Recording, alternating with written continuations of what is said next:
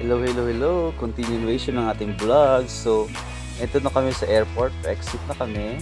So, sinundo kami ng aming agent gabing-gabi na dito sa Korea. And ang hotel nga pala namin ay Tower Hill Hotel. This is my room, room 321. So, they're using electronic key card na rin dito. So, open the door and let's explore my room. So, I have a double bed. So, isa sa akin, isa sa roommate ko. And in fairness, napakalinis ng room nila at talaga naman marirelax ka. At napakalamig din. Meron din silang mga complimentary amenities. Yung mga luggage nyo is kasya-kasya naman. So yan, nagre-relax ng roommate ko habang ako busy-busy mag-vlog. Meron silang free coffee and tea. And meron ding mini refrigerator. Meron complimentary 2 mineral waters. And syempre, meron ding safety deposit box. And hair dryer na pwede nyong gamitin. And syempre, may kettle kung gusto niyo ng hot waters. And meron din coffee slippers na pwede nyong gamitin. And since gabi na nga kami dumating, so sarado na yung buffet nila.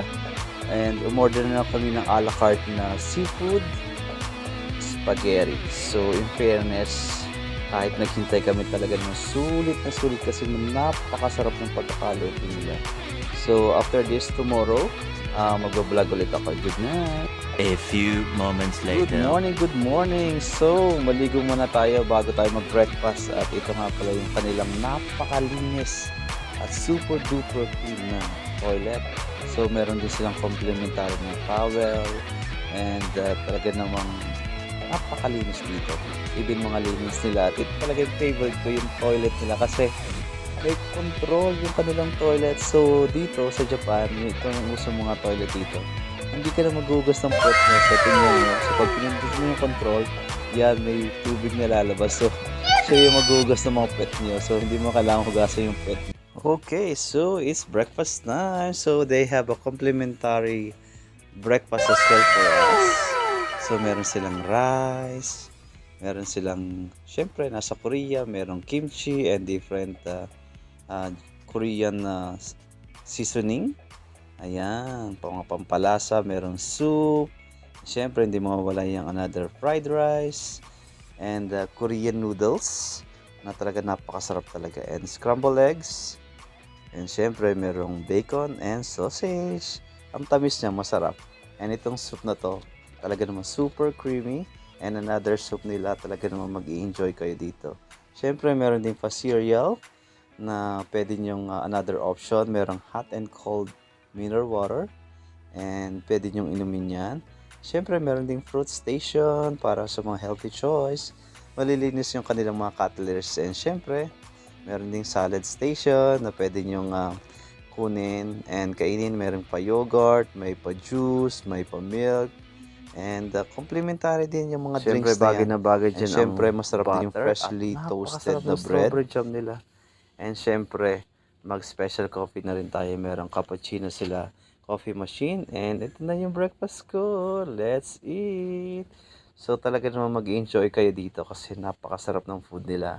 So sa buffet, pwede kayong bumalik-balik. And siya nga pala, itong hotel stay namin is complimentary din.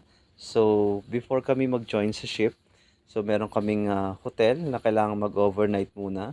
And the next day, yun yung susunduin na kami ng agent namin para pumunta sa barko. So ito nga pala yung hotel lobby na waiting area nila. So ito yung front desk nila.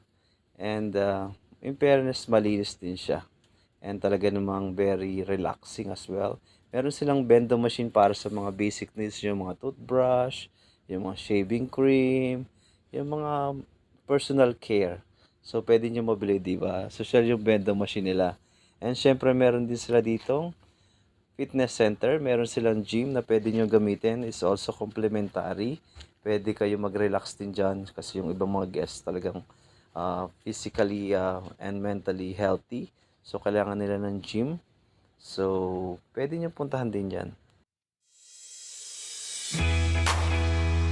Ito nga pala yung entrance ng Tower Hill Hotel. So the good thing about this hotel is nasa city itself na siya. So very strategic siya kung gusto niyo masyal. Kasi yung mga shopping center malapit lang dito. Ito talaga namang hindi na kayo kailangan lumayo pa.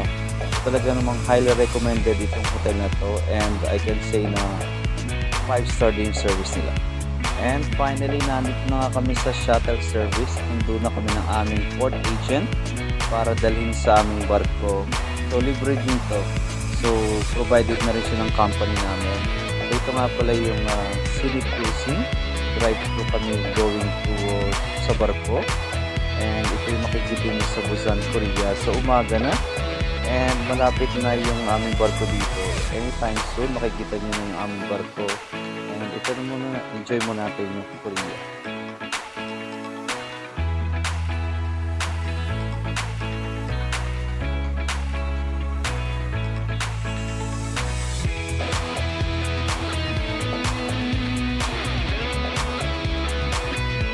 Ayun na, papasok na kami sa parking area. At nakikita ko na yung barko namin.